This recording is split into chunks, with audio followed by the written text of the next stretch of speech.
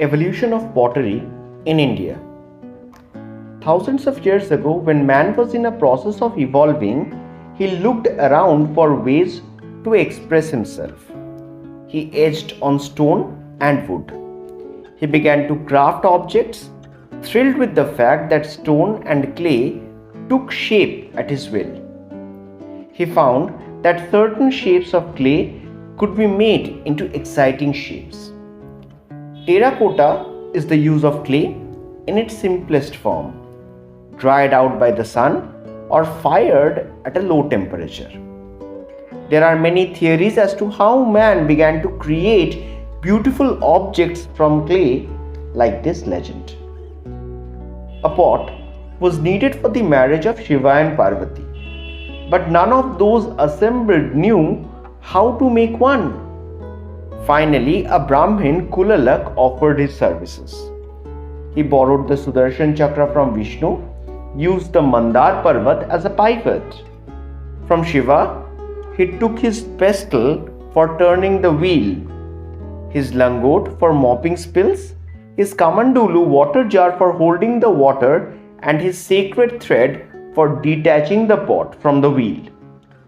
Brahma offered the Adi Kurma or tortoise, using it as a scraper to smoothen the product. Kulalak made the pots, and the wedding took place. The descendant of Kulalak came to be known as Kumbhars. Evacuations in Balochistan of relics dating to 3000 BC showed evidence of clay objects. Most of the time, the clay objects were figures of worship, but in the later half of the 3rd millennium BC, better developed products were discovered in Harappa. Bricks were fired for construction, and a range of animal figures like monkeys, goats, pigs, elephants, and lions were crafted. In the beginning, the figures were solid. Later, they were built around straw, and when they were fired, the straw burnt out, leaving the figures intact. The objects had movable heads and holes in the lower part so that they could be mounted on wheels. Bird toys and whistles were made. It was in 2000 BC that the Egyptians first discovered wheel. In the Neolithic age, man discovered that food could be cooked. He became the provider and the women became the householder. Vessels were required, and so came the invention of the utilitarian pottery. With the Aryan invasions, iron came into use and the terracotta craft of Harappa was laid to rest. It was only during the Mauryan period from 322 to 185 BC that terracotta art was revived. The terracottas of North are different in texture and pottery of better quality because large quantities of clay are found in rich alluvium soil of the Ganga-Yamuna valleys. The black polished pottery of the north evolved during the Mauryan period. In the Sunga period from the 2nd century onwards, the themes drifted to the ones connected with occupation. In India, during the Ganesh Chaturthi, clay figures of Ganapati are made. Durga is elaborately crafted in Bengal during the Puja festival.